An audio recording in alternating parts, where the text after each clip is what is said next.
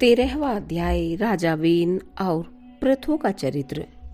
श्री पराशर जी बोले, हे मैत्रेय, ध्रुव से उसकी पत्नी ने शिष्टि और भव्य को उत्पन्न किया और भव्य से शंभु का जन्म हुआ तथा शिष्टि के द्वारा उसकी पत्नी सुछाय ने रिपुंजय, विप्र, व्रकल और व्रकतेजा नामक 5 निष्पाप पुत्र उत्पन्न किए। उनमें से रिपु के द्वारा बृहति के गर्भ से महातेजस्वी चाक्षुष का जन्म हुआ। चाक्षुष ने अपनी भार्या पुष्करणी से, जो वरुण कुल में उत्पन्न और महात्मा वीरण प्रजापति की पुत्री थी, मनु को उत्पन्न किया, जो 6ठे मनवंतर के अधिपति हुए। तपस्वियों में श्रेष्ठ मनु से बैराज प्रजापति की पुत्री नडवला के गर्भ में 10 महातेजस्वी पुत्र उत्पन्न हुए। नटवला से कुरु, पुरु, शद्युम्न, तपस्वी, सत्यवान, शुचि, अग्निष्ठोम, अतिरात्र तथा नवा सुद्युम्न और 10वां अभिमन्यु, इन महातेजस्वी पुत्रों का जन्म हुआ। कुरु के द्वारा उसकी पत्नी आग्नेय ने अंग, सुमना, ख्याति, क्रतु, अंगिरा और शिवी, इन 6 परम तेजस्वी पुत्रों को उत्पन्न किया। अंग से सुनीता के वेन नामक पुत्र उत्पन्न हुआ। ऋषियों ने उस वेन के दाहिने हाथ का संतान के लिए मंथन किया था।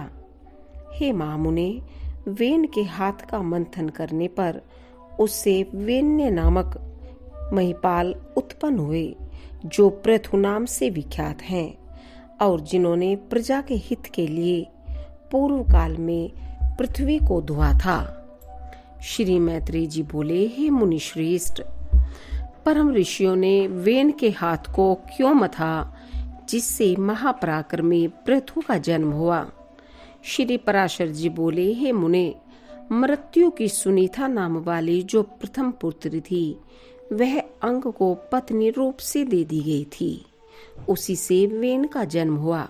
हे मैत्रेय, वह मृत्यु की कन्या का पुत्र अपने मातामह के दोष से स्वभाव से ही दुष्ट प्रकृति का हुआ। उस बेन का जिस समय महर्षियों द्वारा राजपद पर अभिषेक हुआ, उसी समय उस पृथ्वीपति ने संसार भर में यह घोषणा कर दी कि भगवान यज्ञ पुरुष में ही हूँ, मुझसे अतिरिक्त यज्ञ का भोक्ता और स्वामी हो ही कौन सकता है। इसलिए कभी कोई यज्ञ, दान और हवन आदि न करे। हे मैत्रेय, तब ऋषियों ने उस पृथ्वीपति के पास उपस्थित हो पहले उसकी खूब प्रशंसा कर सांत्वना युक्त मधुर वाणी से कहा। ऋषिगण बोले, हे राजन, हे पृथ्वीपते, तुम्हारे राज्य और देह के उपकार तथा प्रजा के हित के लिए हम जो बात कहते हैं, सुनो, तुम्हारा कल्याण हो।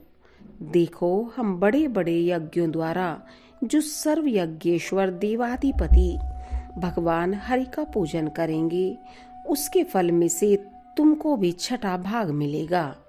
हे नृप, इस प्रकार यज्ञों के द्वारा यज्ञ पुरुष भगवान विष्णु प्रसन्न होकर हम लोगों के साथ तुम्हारी भी सकल कामनाएं पूर्ण करेंगे। हे राजन, जिन राजाओं के राज्य में यज्ञेश्वर भगवान हरि का यज्ञों द्वारा पूजन किया जाता है, वे उनकी सभी कामनाओं को पूर्ण कर देते हैं। वेन बोला, मुझसे भी बढ़कर ऐसा और कौन है जो मेरा भी पूजनीय है, जिसे तुम यज्ञेश्वर मानते हो। वह हरि कहलाने वाला कौन है। ब्रह्मा, विष्णु, महादेव, इंद्र, वायु, यम, सूर्य, अग्नि, वरुण, धाता, पूषा, पृथ्वी और चंद्रमा तथा इनके अतिरिक्त और भी जितने देवता शाप और कृपा करने में समर्थ हैं, वे सभी राजा के शरीर में निवास करते हैं। इस प्रकार राजा सर्वदेव में है। हे ब्राह्मणों, ऐसा जानकर मैंने जैसी जो कुछ आज्ञा की है, वैसा ही करो। देखो, कोई भी दान, यज्ञ और हवन आदि न करे। हे द्विजगण, स्त्री का परम धर्म जैसे अपने पति की सेवा करना ही माना गया है, वैसे ही आप लोगों का धर्म भी मेरी आज्ञा का पालन करना ही है। ऋषिगण बोले, महाराज, आप ऐसी आज्ञा दीजिए जिससे धर्म का क्षय ना हो।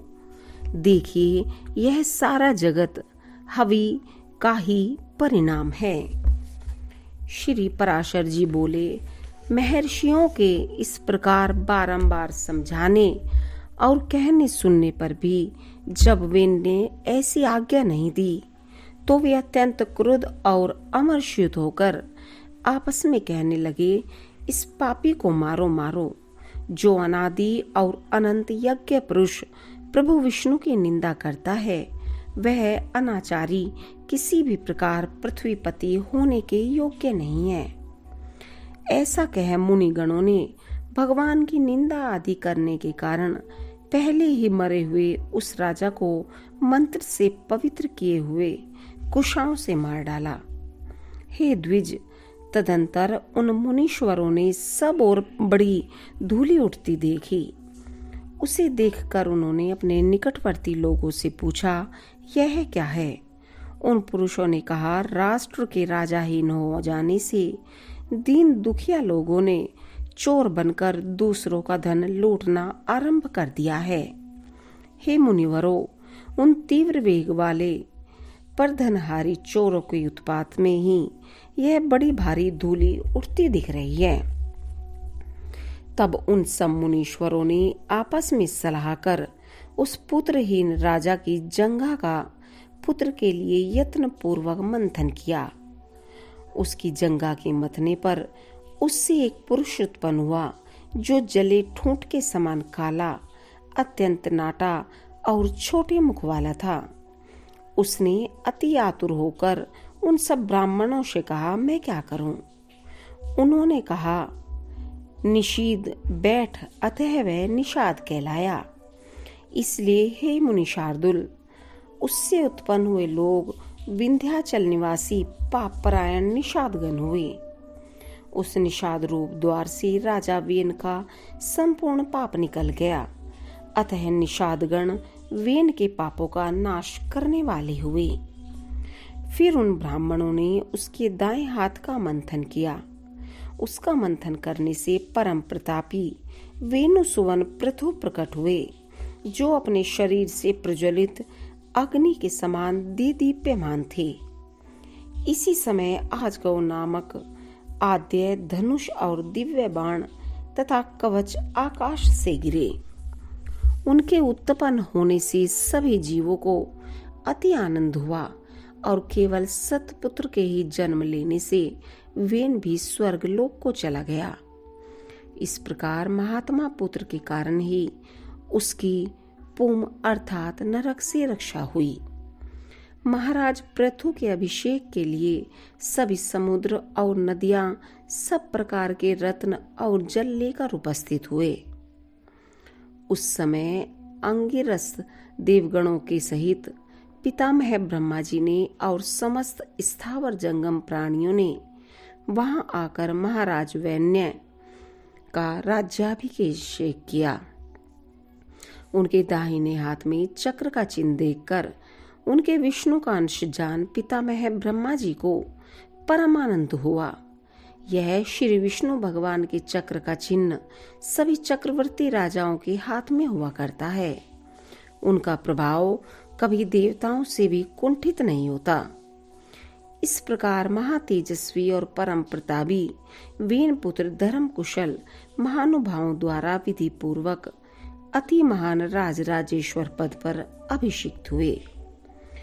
जिस प्रजा को पिता ने अप्रसन्न किया था, उसी को उन्होंने अनुरंजित अर्थात प्रसन्न किया। इसलिए अनुरंजन करने से उनका नाम राजा हुआ। जब वे समुद्र में चलते थे तो जल बहने से रुक जाता था, पर्वत उन्हें मार्ग देते थे और उनकी ध्वजा कभी भंग नहीं हुई। पृथ्वी बिना जोते बोए धान्य पकाने वाली थी, केवल चिंतन मात्र से ही अन्न सिद्ध हो जाता था। गोएं कामधेनु रूपाती और पत्ते पत्ते में मधु भरा रहता था। राजा पृथु ने उत्पन्न होते ही पैतामह यज्ञ किया। उससे सोमाभिषद्य के दिन सुति यानी सोमा विषय भूमि से महामती सूत की उत्पत्ति हुई। इसी महायज्ञ में बुद्धिमान मागध का भी जन्म हुआ। तब मुनिचरों ने उन दोनों सूत और मागधों में कहा, तुम इन प्रतापवान वेन पुत्र महाराज पृथु की स्तुति करो। तुम्हारी योग्य यही कार्य है और राजा भी स्तुति के ही योग्य है। तब उन्होंने हाथ जोड़कर सब ब्राह्मणों से कहा, ये महाराज तो आज ही उत्पन्न हुए हैं। हम इनके कोई कर्म तो जानते ही नहीं हैं। अभी इनके न तो कोई गुण प्रकट हुए हैं और न यश ही विख्यात हुआ है। फिर कहिए हम किस आधार पर इनकी स्तुति करें। ऋषिगण बोले, ये महाबली चक्रवर्ती महाराज भविष्य में जो जो कर्म करेंगे और इनके जो जो भावी गुण होंगे उन्हीं से तुम इनका स्तवन करो। श्री पराशर जी बोले, यह सुनकर राजा को भी परम संतोष हुआ। उन्होंने सोचा, मनुष्य सद्गुणों के कारण ही प्रशंसा का पात्र होता है, अतः मुझको भी गुण उपार्जन करने चाहिए। इसलिए अब स्तुति के द्वारा ये जिन गुणों का वर्णन करेंगे मैं भी सावधानी पूर्वक वैसा ही करूंगा। यदि यहाँ पर ये कुछ त्याज्य अवगुणों को भी कहेंगे तो मैं उन्हें त्यागूंगा। इस प्रकार राजा ने अपने चित्त में निश्चय किया। तदंतर उन सूत और मागध दोनों ने परम बुद्धिमान वेन नंदन महाराज पृथु का उनके भावी कर्मों के आश्रय से स्वर सहित भली प्रकार स्तवन किया। उन्होंने कहा, ये महाराज सत्यवादी, दानशील, सत्य मर्यादा वाले, लज्जाशील, सौहर्द, क्षमाशील, पराक्रमी और दुष्टों का दमन करने वाले हैं। ये धर्मज्ञ, कृतज्ञ, दयावान, प्रियभाषी, माननीयों को मान देने वाले, यज्ञपरायण, ब्राह्मण्य, साधु समाज में सम्मानित और शत्रु तथा मित्र के साथ समान व्यवहार करने वाले हैं। इस प्रकार सूत और मागध के कहे हुए गुणों को उन्होंने अपने चित्त में धारण किया और उसी प्रकार के कार्य किए। तब उन पृथ्वीपति ने पृथ्वी का पालन करते हुए बड़ी बड़ी दक्षिणाओं वाले अनेकों महान यज्ञ किए। अराजकता के समय औषधियों के नष्ट हो जाने से भूख से व्याकुल हुई प्रजा पृथ्वीनाथ पृथु के पास आई और उनके पूछने पर प्रणाम करके उनसे अपने आने का कारण निवेदन किया। प्रजा ने कहा, हे प्रजापति नृपश्रेष्ठ, अराजकता के समय पृथ्वी ने समस्त औषधियां अपने में लीन कर ली हैं, अतः आपकी संपूर्ण प्रजा क्षीण हो रही है। विधाता ने आपको हमारा जीवनदायक प्रजापति बनाया है, अतः क्षुधा रूप महारोग से पीड़ित हम प्रजाजनों को आप जीवन रूप औषधि दीजिए। श्री पराशर जी बोले, यह सुनकर महाराज पृथु अपना आज गौ नामक दिव्य धनुष और दिव्य बाण लेकर अत्यंत क्रोध पूर्वक पृथ्वी के पीछे दौड़े। तब भय से अत्यंत व्याकुल हुई पृथ्वी गौ का रूप धारण कर भागी और ब्रह्मलोक आदि सभी लोकों में गई। समस्त भूतों को धारण करने वाली पृथ्वी जहां जहां भी गई वहीं वहीं उसने वेनपुत्र पृथु को शस्त्र संधान किए अपने पीछे आते देखा। तब उन प्रबल पराक्रमी महाराज पृथु से उनके बाण प्रहार से बचने की कामना से कांपती हुई पृथ्वी इस प्रकार बोली।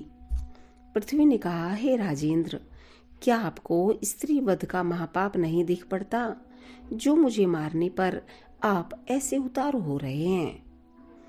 पृथु बोले, जहां एक अनर्थकारी को मार देने से बहुतों को सुख प्राप्त हो उसे मार देना ही पुण्यप्रद है। पृथ्वी बोली, हे नृपश्रेष्ठ, यदि आप प्रजा के हित के लिए ही मुझे मारना चाहते हैं तो आपकी प्रजा का आधार क्या होगा?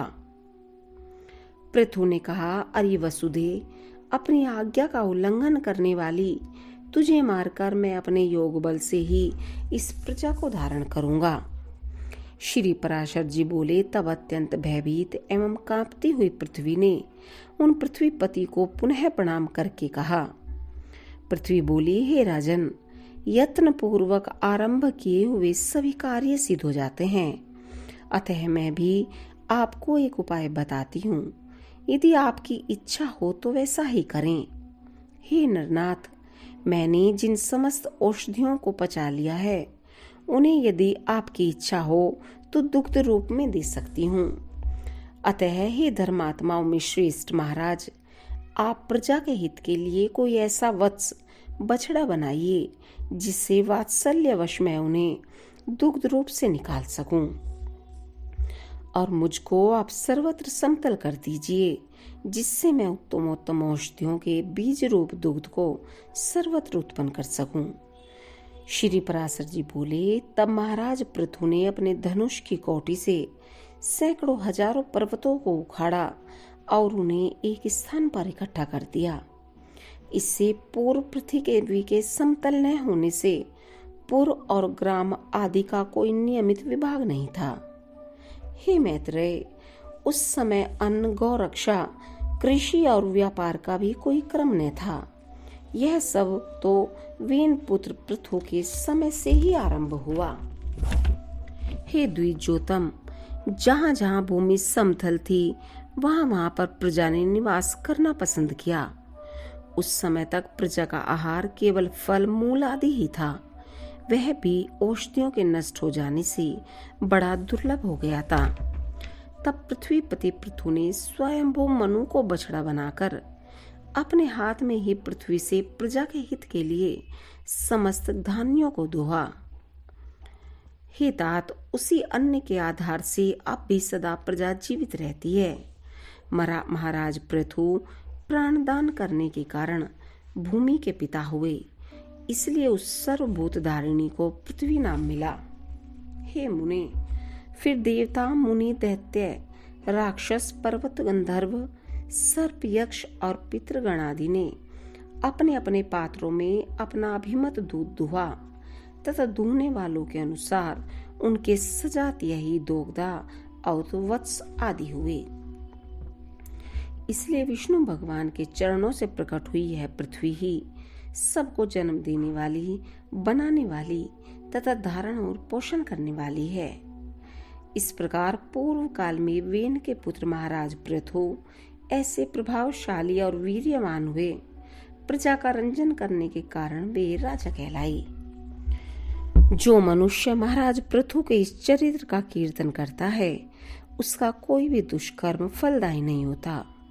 पृथु का यह अति उत्तम जन्म वृतांत और उसका प्रभाव अपने सुनने वाले पुरुषों के दुःस्वप्नों को सर्वदा शांत कर देता है। इति श्री विष्णु पुराणे प्रथमे अंशे 13 अध्याय।